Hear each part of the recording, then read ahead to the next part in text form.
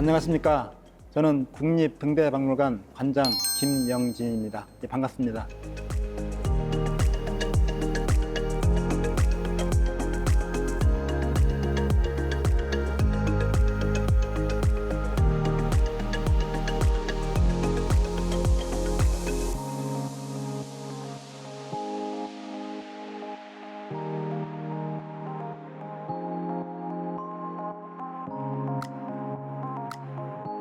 항로 표지 시설과 장비들은 근대화 산업 발전에 크게 기여를 해왔습니다.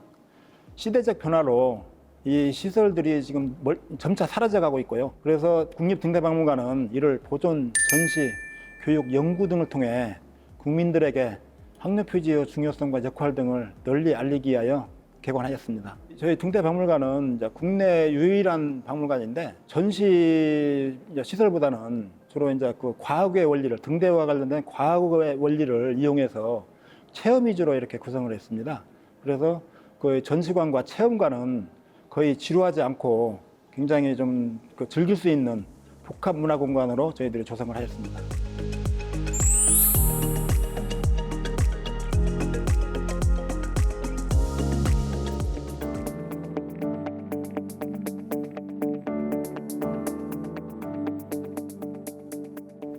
호미곶 등대는 대한제국기에 건립된 의미 깊은 근대식 등대인데요. 이러한 등대의 역사를 보존하기 위해서 국립등대박물관이 만들어졌습니다. 그래서 오늘 톡톡 도계인에서는 우리나라 유일 국립등대박물관의 김영진 관장 모시고 함께 이야기 나눠보겠습니다. 관장님 안녕하세요. 예, 안녕하세요.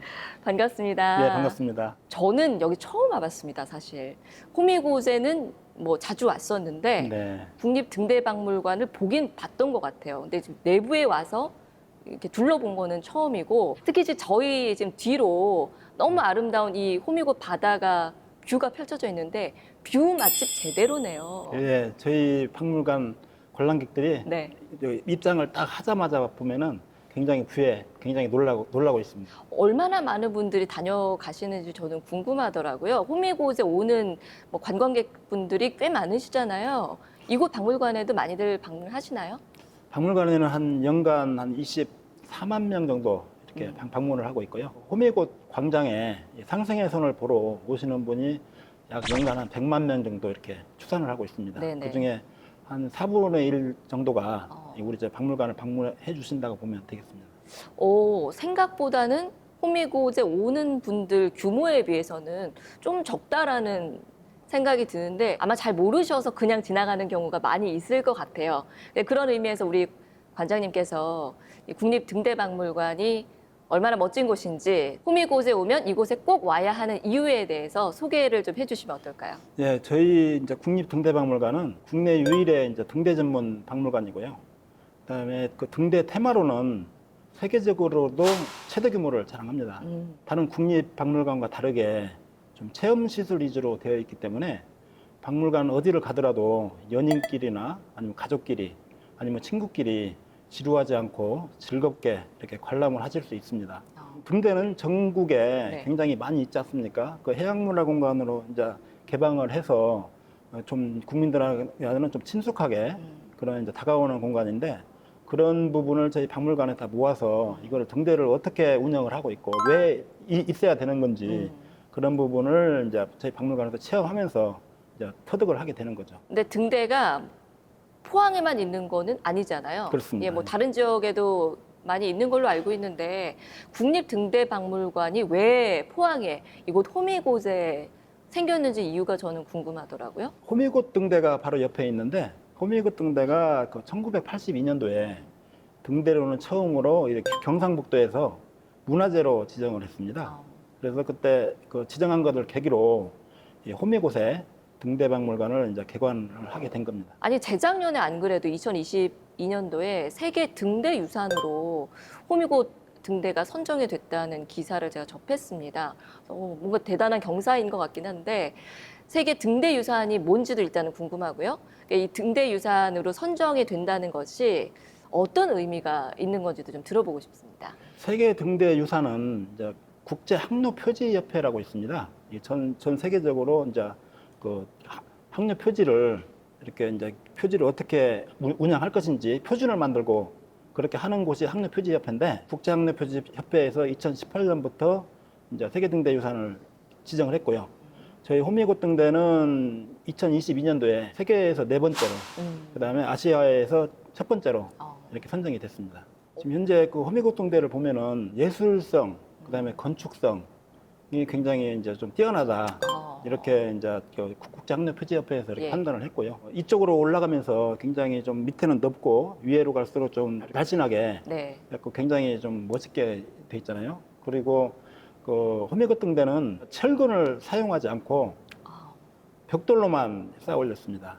아, 철근이 전혀 안 들어갔나요? 그렇습니다. 전혀 안 들어가고 이제 붉은 벽돌로만 이렇게 쌓아 올린 게 이제 좀 역사적으로 좀 있고요. 한 26m거든요. 26.4m 예, 예. 높이가. 근데 지금 한 20년 정도 지났잖아요. 네. 그런데 아직도 균열이 하나도 없고 와, 지금 대단하네요. 이게 지진에도 거의 끄떡 없다는 거죠, 지금까지. 그래서 그러게, 우리 그런 지진도 있어요. 지금 건축학자들도 어. 굉장히 그 부분에 대해서 굉장히 놀라워하고 있습니다. 그다음에 이제 그 대한제국 시기에 그 당시에 등대는 거의 이제 일본의 이제 주도로 많이 등대를 건설했는데 네.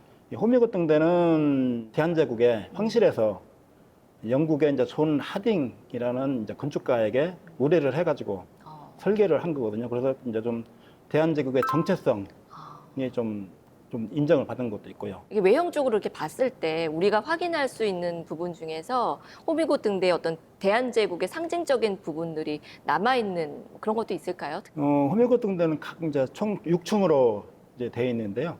그 각 층마다 천장에 대한제국의 상징인 오약구 무늬를 새겨놨습니다. 천장에요. 예, 천장에. 와. 그래서 이제 좀 대한제국의 우리가 스스로 이거는 건설한 설계를 한 거거든요. 호미곶 등대는 이제 겉으로 봤을 때, 외형으로 봤을 때 어떤 예술적 아름다움만 있는 게 아니라 그 내부에도 네. 대한제국의 정체성이 담겨 있고 그 층마다 천장에 오약구 무늬의 그런 예술적인 그런 부분들까지 디테일하게 신경을 많이 썼네요. 그렇습니다.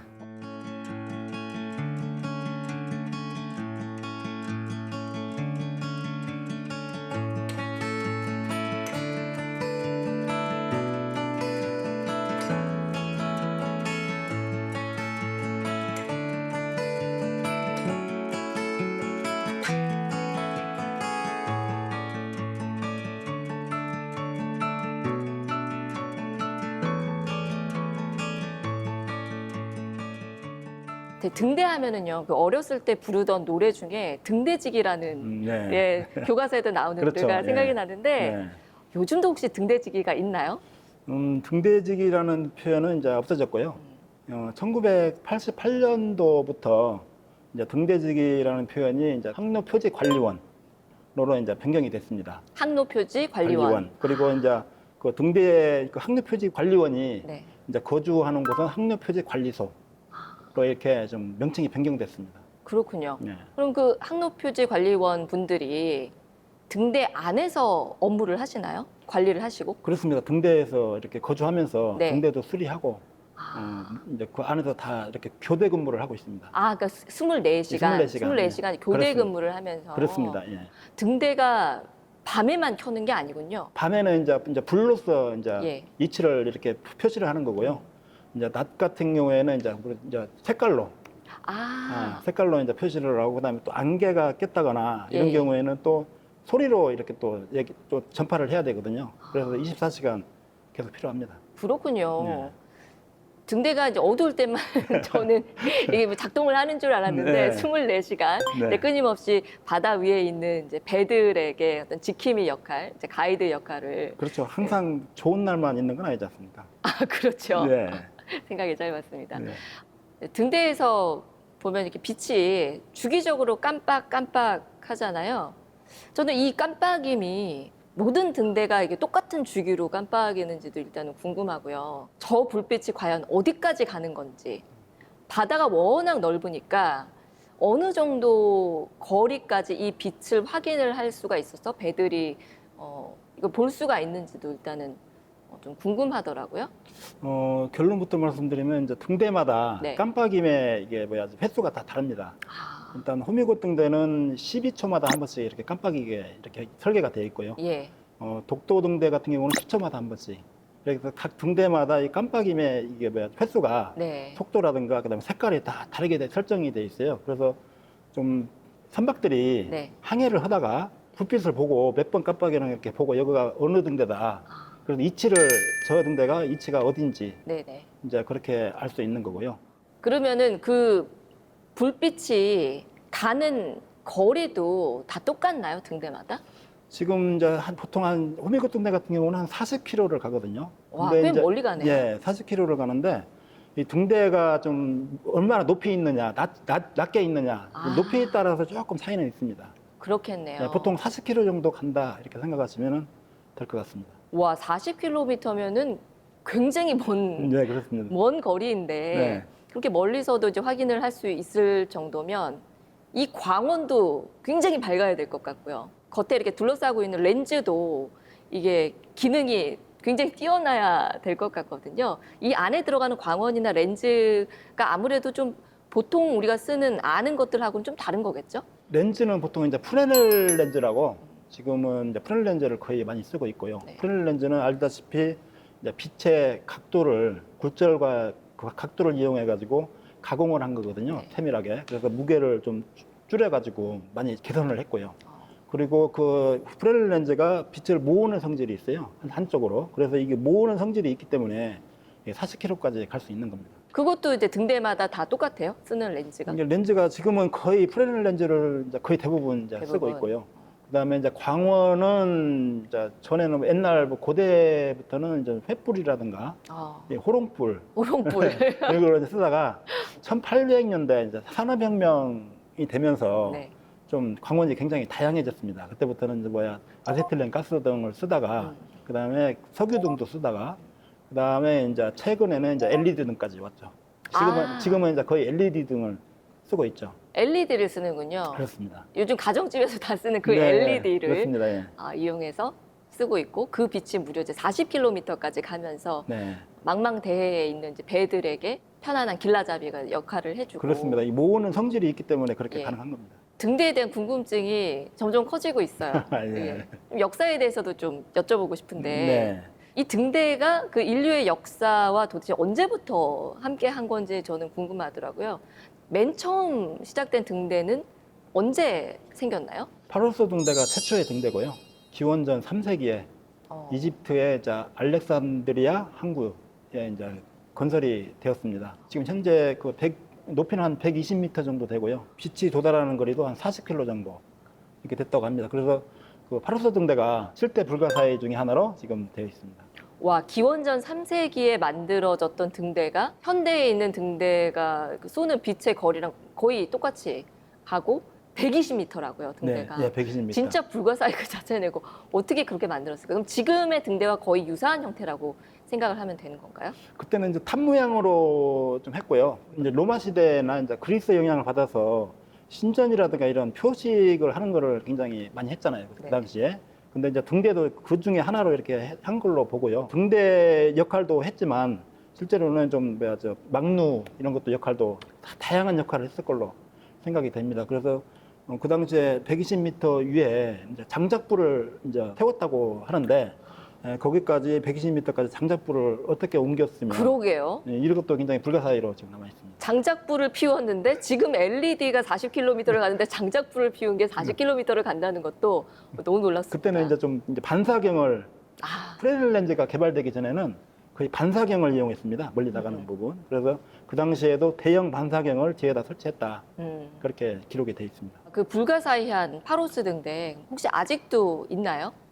안타깝게도 지금은 존재하지는 않고요. 3번에 걸친 지진으로 1400년대 후반에 완전히 바닷속으로 아, 이렇게 무너졌습니다. 안타깝네요. 네. 궁금하긴 한데 그래도 꽤 오랜 시간 잘 버텼습니다. 기원전 3세기에 만들어. 1700년 정도 버틴 그러게요. 거죠. 예. 그러면은 지금 현존하고 있는 등대 중에서 세계에서 제일 오래된 등대는 어디 있나요? 지금 스페인 북서부 쪽에 있는 헤라클레스의 탑이 지금 현재 현존하는 최초의 등대고요. 기원 후 약 2세기경에 이렇게 건립이 되었다고 합니다. 1900년 동안 아직도 네. 혹시 아직도 그 등대가 역할을 하고 있어요? 등대 역할을 하고 있고요. 예. 이게 그 당시 그대로 보존된 것보다 좀 보수를 몇 번 했죠. 1900년이 됐으니까 당연히 뭐 예. 보수는 틈틈이 했어야 될 텐데. 근데 하부부터 한 그게 55m인데 네. 약 한 30m 정도는 그대로 보존이 되어 있습니다. 뭐 세계적으로도 또 많은 관광객들이 또 찾아오고 또 그런 곳이기도 하겠네요. 그렇죠. 그때 2세기면은 로마 시대잖아요. 예. 로마 시대 건축물이 있는 거죠, 지금 등대. 이제는 이제 등대에 좀 관심이 생기니까 어디 여행을 가게 되면 그 지역에 있는 뭐 역사적인 등대도 한번 꼭 가봐야겠다 이런 생각이 듭니다. 우리 이제 호미곶 등대처럼 또 역사적으로 미학적으로도 굉장히 가치가 있는 이런 곳들도 많이 있을 것 같아서요. 네, 그렇죠. 예. 우리나라에도 많습니다. 호기심이 많이 생깁니다. 긴 세월 동안 인류의 역사와 함께하면서 인간이 바다에서 이제 두려워하지 않도록 가이드 역할을 잘 해줬는데요. 등대가 또 아픈 역사도 품고 있다고 하더라고요. 어떤 이야기들이 있나요? 우리나라가 특히 좀 그런 슬픈 역사가 많죠.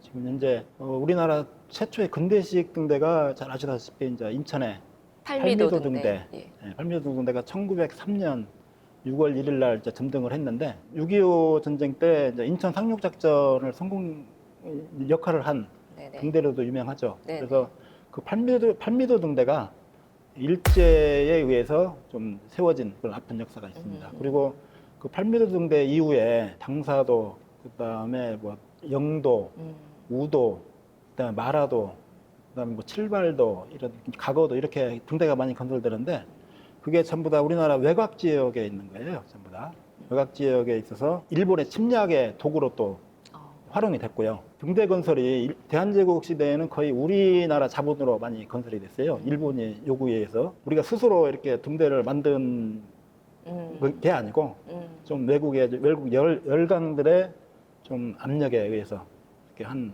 역사도 있습니다. 등대가 바다에서 외로운 배들의 안내자가 되는 역할뿐만 아니라 오랜 시간 동안 많은 이야기들을 좀 담고 있었네요. 건축학적인 이야기도 담고 있고 예술적인 부분도 갖고 있고 또한 또 인류의 그런 아픈 역사와도 함께한 등대가 갖고 있는 이야기가 우리가 생각하는 것보다 훨씬 많구나. 네. 그 등대를 이렇게 보다 보면은 하얀색 등대도 있고 그 옆에 보면 또 빨간색 등대도 있고 그렇습니다. 등대 색깔은 뭐 혹시 그게 어떤 의미를 갖고 있는 건가요? 아니면 그냥 원하는 색깔대로 이렇게 칠하는 건가요? 쉽게 말하면은 등대는 이제 바다의 신호등이라고 이렇게 표현을 합니다. 육상에도 신호등이 있지 않습니까? 네.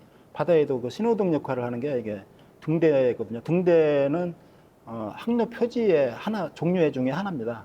그래서 각종 항로 표지가 있는데 저는 빨간 등대, 하얀 등대 네. 이 두 개는 항상 그 선박이 항구로 들어올 때 그 안내하는 입구에 항상 두 개가 항상 서 있습니다. 예, 그래서 오른쪽에는 빨간 등대, 그래서 왼쪽에는 하얀 등대가 이렇게 있는데 네. 빨간 등대는 보통 이제 오른쪽에 좀 위험물이 있으니까 빨간 등대를 기준으로 왼쪽으로 이렇게 항해를 해라.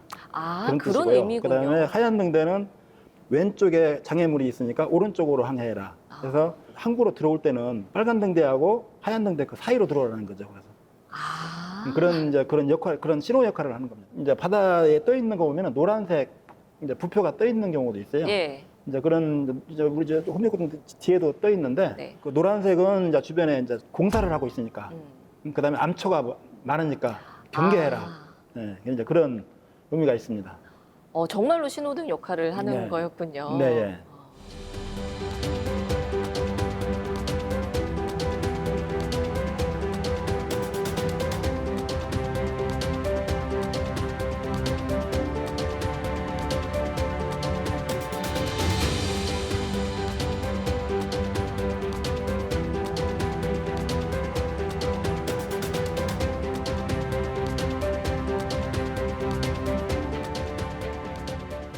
관장님께 제가 등대에 대한 질문들을 계속 드리고 있는데 너무 이렇게 척척 박사처럼 다 답변을 잘 해주시는 걸 보니까 어렸을 때부터 뭐 바다, 뭐 등대 이런 해양 문화에 관심이 많으셨나 싶은 그 궁금증이 생깁니다. 혹시 뭐 바다 쪽에서 성장 과정을 보내셨나요? 바다하고는 어릴 때 성장할 때는 전혀 관련이 없이 아, 내륙 지방 출신이신가요? 예, 완전 산악 지방에서 살았습니다. 산악 지방이요. 예, 이게 아, 고향이 어디세요? 이제 전라북도 이제 진안인데 한 내륙에 있어가지고 네. 바다까지 가려면은 한 두세 시간을 가야 되는 거리입니다.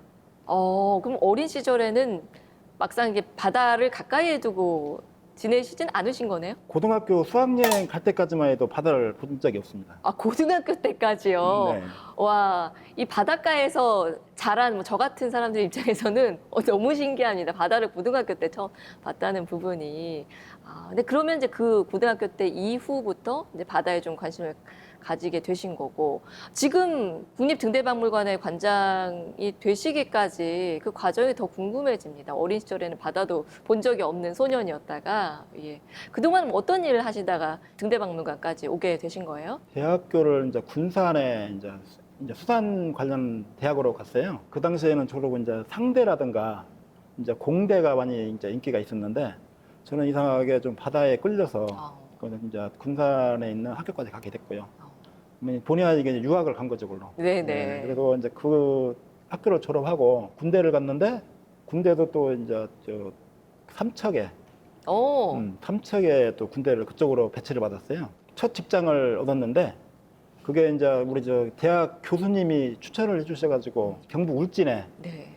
후포에 있는 또 이제 수산 공장으로 오. 또 이렇게 첫 이제 근무를 하게 됐습니다. 거기서 근무하다가 네. 이제 좀 해양수 그때는 수산청이었죠. 네. 수산청에 좀 공무원 좀 수산 쪽에 시험이 있다 해가지고 그거를 응시를 해가지고 또 합격을 했어요.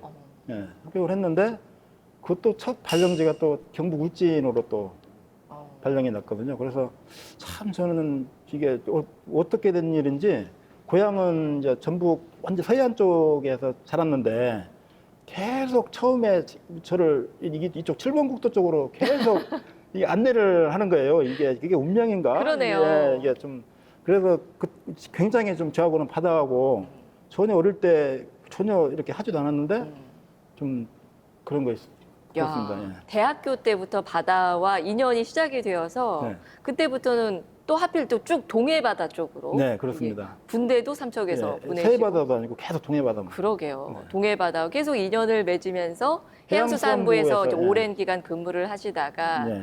이제 바다 전문가가 되시고 근데 이제 그때 등대박물관까지. 예, 그렇습니다. 그때 이제 경북 울진에 있는 후포등대를 처음 봤어요. 그때. 그런데 후포등대가 굉장히 좀 경치가 좋은 산 위에 있잖아요. 그래서 참 그거를 보면서 저곳은 뭐 하는 곳인가 이렇게 많이 궁금도 했고 그때부터 좀 등대에 좀 관심이 있었던 것 같아요. 그래서 조금 계속 평생을 이제 바다와 관련된 일을 하다 보니까 누구보다도 등대 해양 문화에 대해서 좀 잘 알고 그리고 우리 저 등대박물관이 좀 그런 업무를 또 하지 않습니까? 그렇죠. 그래서 내가 좀 한번 쭉 피워야 되겠다 마지막으로. 그래서 제가 공모를 통해서 왔습니다. 커리어가 자연스럽게 잘 연결이 됐네요. 적임자가 오셨다는 생각이 들고요. 이제 1년 되셨습니다. 네. 등대박물관 오신 지 관장으로서 여러 가지 생각들을 하셨을 것 같은데요. 박물관으로 이제 처음에 와서 보니까 관람객들이 많이 안 들어오는 거예요. 생각보다. 예, 네. 제가 이제 가끔 시간이 나면은 저는 관장이다 보니까 시간이 좀 많지 않습니까? 그래서 호미곶 광장에 한 번씩 나가요. 예. 나가서 보면 사람들이 굉장히 많이 있거든요. 많죠. 예, 가족들끼리, 연인들끼리, 그다음에 어르신끼리 와가지고 보는데 박물관을 안 보고 그냥 상생해서만 보고 그냥 그렇죠. 그 전부 다 앞에서 사진 찍고. 예, 그냥 가시는 거예요. 그래서 이분들이 왜 안 들어오지? 그래서 그때부터 좀 이거 박물관의 인지도가 좀 낮고 그다음에 홍보가 안 됐구나. 해가지고 좀 1년 동안 제일 많이 한 게 홍보를 많이 한 것 같습니다. 등대박물관을 좀 더 많은 분들에게 알려야겠다. 이 네, 생각을 그렇습니다. 많이 하신 1년을 보내셨네요. 그리고 이제 두 번째로는 관람객들 안전에 굉장히 신경을 많이 쓰고 있습니다. 그동안 그 홍보 관련된 활동들 뭐 프로그램 많이 하셨을 텐데 어떤 거 하셨어요? 이게 박물관이 보통 예. 보면은 그냥 전시하는 공간. 그렇게 사람들이 생각하죠. 이렇게 인식하잖아요. 네. 그래서 우리 박물관은 이런 체험 시설도 있다. 그다음에 아름다운 멋진 뷰도 있다. 네. 처음에는 그냥 왔다가 그냥 대충 둘러보고 가요. 예. 근데 다음에 또 와요. 그분들이. 그래서 저희 박물관은 재방문객이 많습니다. 첫 번째 오시는 것보다 처음에는 그냥 간단히 그냥 멋모르고 들어왔다가 시간이 없어서 갔는데 다음에 한번 제대로 한번 봐야겠다고 해가지고 재방문이 굉장히 많은 박물관입니다. 그래서 올해는 좀 관람객 수가 예. 좀 늘었습니다. 얼마나 늘었나요? 작년보다 한 15% 정도 이렇게 이제 늘었고요. 금년도 이제 8월 달에는 이제 확대 재개관 해가지고 이제 50만 번째 관람객 네. 이제 좀 기념품도 증정하고 와, 좋네요. 그런 행사도 했습니다. 앞으로는 그 관람객 수가 이제 늘어나는 게 더 이제 가속화 되겠죠. 더 많이 네. 빠르게 늘어날 걸로 이제 예상이. 인지도가 굉장히 많이 이제 좀 늘어났다고 생각이 됩니다. 그러게요. 네. 또 이게 소문이 한번 나기 시작하면 금방 나더라고요. 그렇습니다. 예. 예, 또 요즘 SNS로 많이들 보시고 네. 괜찮다 싶으면은 많이들 오시니까 네, 저는 이벤트도 많이 하고 있고요. 예, 더 많은 분들이 이곳을 좀 즐길 수 있었으면 좋겠습니다. 등대의 역할이라는 게 뭐 좀 정적이고 밤에 이렇게 불빛을 주면서 배와 선원들의 길라잡이가 되어주는 이런 이제 전통적인 역할만을 이제 생각을 하다가 박물관에서 하고 있는 이런 프로그램 이야기들도 듣고 하면서 아, 이제는 사실 배들도 대부분 첨단화되고 있어서 등대의 역할이 뭐 예전처럼 막 절대적이지는 않잖아요. 현대 등대의 역할은 어떤 식으로 변화를 하고 있나요? 네, 일단 등대가 지금 역할이 축소되는 건 맞지만 갑자기 뭐 기계가 고장 날 수도 있고, 맞습니다. 예, 그다음에 소형 선박들은 그런 최첨단 장비가 또 없는 선박들도 많이 있습니다. 그렇죠. 그래서 소형 어선들은 아직도 등대 불빛에 많이 의존을 하고 있고요. 그래서 좀 뭐 조금 이제 사라져갈 뿐이지 완전히 없어지지는 않는다. 그리고 이제 그 역할과 더불어 요즘은 이제 등대 주변이 굉장히 경치가 좋잖아요. 그렇죠. 바닷가에 있으니까. 네, 그래서 등대 주변을 좀 등대 해양문화 공간으로 이렇게 조성하는 사업을 저희 해양수산부에서 하고 있어요. 그래서 지금 현재 전국에 9개 수로를 하고 있는데 그 동네 주민들이라든가 이제 외부 이제 수도권 주민들이 좀 와가지고 친숙한 그냥 하루 쉬어가는 좀 이제 좀 그냥 힐링을 하는 그런 공간으로 지금 탈바꿈을 지금 그런 시도를 하고 있습니다. 이제 1년 되셨으니까 등대박물관 관장으로서 앞으로 이제 역할에 대해서도 많은 고민을 하실 텐데 어떤 목표 계획 갖고 계신가요? 저희 등대 박물관이 보면은 이제 체험 시설은 많은데 좀 시각적으로 이렇게 좀 보여주는 공간은 많지는 않아요. 그래서 저희들이 지금 옆에 전시관 말고 체험관이 있는데 2013년도에 개관해가지고 이제 좀 건물이 노후돼가지고 그거를 좀 리뉴얼을 할 생각을 하고 있습니다. 그래서 좀 AV라든가 VR, MR 같은 것, 그다음에 시각적으로 이렇게 하는 부분을, 그다음에 좀 저희 박물관에 보면은 국내 이제 좀 쓰던 이제 좀 유물들만 지금 전시가 되어 있거든요. 그래서 좀 해외에 있는 유물도 좀 저희들이 수집을 해가지고 그것도 좀 전시를 하고 이제 이런 생각을 지금 가지고 있습니다. 등대박물관의 어떤 역할이 앞으로 점점 더 커지겠네요. 그렇습니다. 지금 볼거리도 더 많아지겠고. 네, 그리고 이제 우리 저 포항시에서도 우리 이쪽 해맞이 광장 네. 그 주변을 이제 국가해양생태공원으로 또 이렇게 조성할 계획으로 있거든요. 네. 그래서 이제 그 부분하고 저희들이 좀 시너지 효과를 연계해서. 좀 내는 부분 저희들이 적극 개진하겠습니다. 근데 이 방송을 보시는 시청자 여러분들께서도 포항에 저렇게 좋은 곳이 있었는데 몰랐네 하시는 분들이 많으실 거예요. 시청자 여러분들 그리고 포항 시민 여러분들께 국립등대박물관장, 우리나라의 유일한 등대박물관인데 관장으로서 당부의 말씀, 전하고 싶은 말씀 있으시면 부탁드릴게요. 네, 저희 국립등대박물관은 호랑이 이제 꼬리 부분이 호미곶에 있습니다. 포항의 유일한 박물관이고요. 네. 그다음에 등대로서는 진짜 그 국내에는 다른 곳에는 없는 유일한 박물관입니다. 우리 포항 시민들이 좀 우리 박물관을 좀 많이 방문해 주시고 좀 하신다면은 우리가 많이 성장하고 그 혜택을 우리 포항 시민들이 누릴 수 있도록 최선을 다하겠습니다. 포항 시민들이 먼저 관심을 보여야 또 외부에 계신 분들도 더 많이 올 수 있는 부분이니까요. 저도 이제 시민의 한 사람으로서 앞으로 우리 지역에 이런 멋진 곳이 있다는 부분 좀 자랑스럽게 많이 또 알리고 저도 많이 찾고 해야 할 것 같습니다. 네, 저희들도 많이 노력을 하겠습니다. 포항에 뭐 좋은 곳이 많이 있지만 국립등대박물관도 있다는 거 오늘 잘 인지하고 가겠습니다. 오늘 말씀 정말 즐거웠습니다. 잘 들었습니다. 관장님 고맙습니다. 네, 고맙습니다.